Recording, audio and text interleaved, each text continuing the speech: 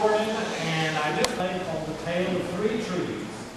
During our Easter season, it is a great story that reminds us it's not about us, and that we need to keep our focus on God.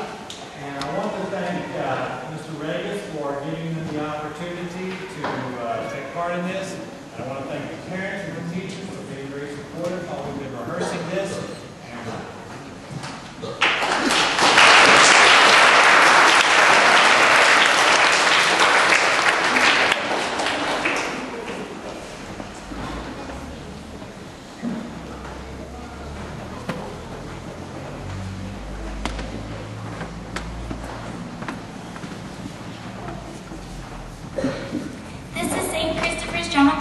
Of the Tale of Three Trees. Once upon a mountaintop, three little trees stood and dreamed of what they wanted to become when they grew up. The first little tree looked at the stars twinkling like diamonds above her. I want to be a treasure chest.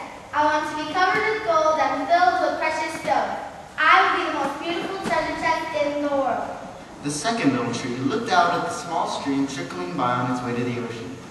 I want to be a strong sailing ship. I want to travel mighty waters and carry powerful kings. I will be the strongest ship in the world. The third tree looked down into the valley below where busy men and busy women worked in a busy town. I don't want to leave this mountaintop at all. I want to grow so tall that when all you little people look up to me, you raise your eyes to heaven and think of God. I will be the tallest tree in the world. Years passed, the rains came, the sun shone, and the little trees grew tall. One day, three woodcutters climbed the mountain. The first woodcutter looked at the first tree and said, "This tree is beautiful. It's perfect for me. Now I shall be made into a beautiful chest." And with a swoop of his shining axe, the first tree fell. The second woodcutter looked at the second tree and said, "This tree is strong. It's perfect for me. Now I shall be made into a strong sailing ship fit for kings." And with the swoop of his shining axe, the second tree fell. The third tree felt her heart sink when the last woodcutter looked her way. She stood straight and tall and pointed bravely to heaven, but the woodcutter never even looked up. "Oh, any old tree is fine for me."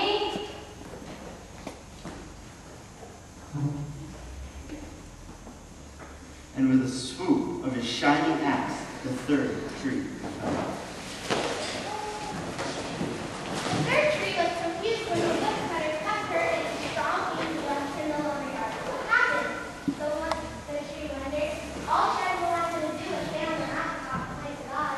Many days, nights passed, and the three trees nearly forgot their dreams. The first tree rejoiced when the woodcutter brought her to the carpenter's shop. But the carpenter was not thinking about treasure chests. Instead, his work one hand fashioned the tree into a feed box for animals.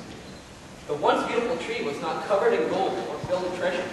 Instead, it was coated with sawdust and filled with hay for hungry farm animals. One night, golden starlight poured over the first tree as a young woman placed her baby in the manger.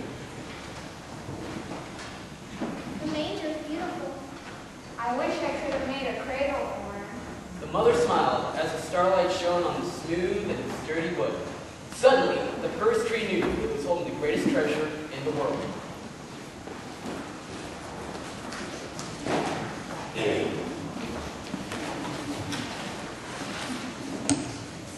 The second tree smiled when the woodcutter took her to the shipyard, but nobody selling ships were being made that day.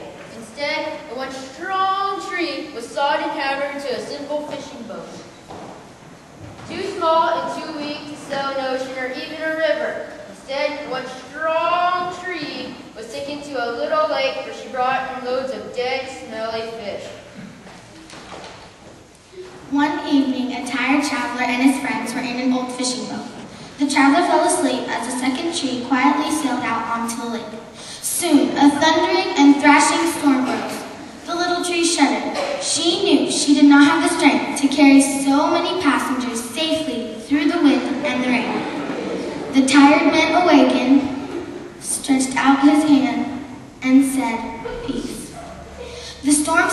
as quickly as it had begun. Suddenly, the second tree knew she was carrying the King of heaven and earth.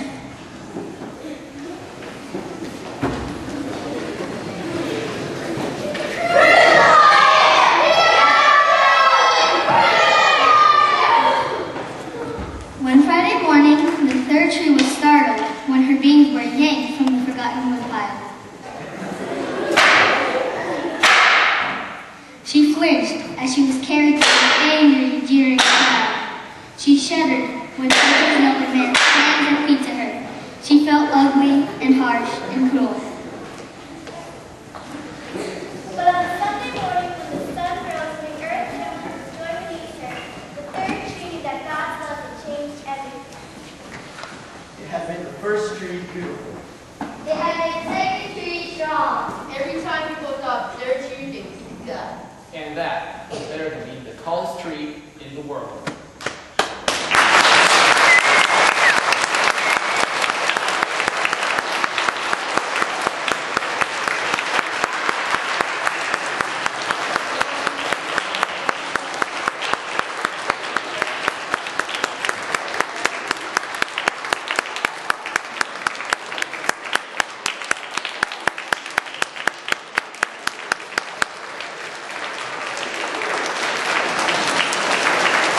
Are you crying?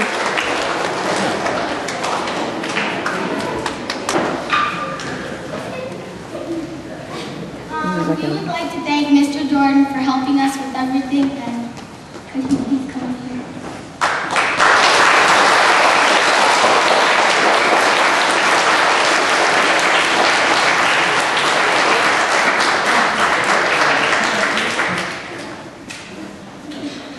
I'd just like to say thank you very much. That's a great surprise.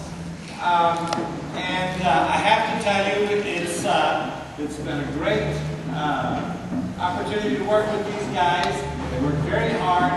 They're a lot of fun, and they have a lot of enthusiasm, which, as you know, is sometimes hard to correct. But they applied themselves very well and did a fantastic job, and I'm delighted to get to work with them. They did great. I'm very proud of you all. Thank you.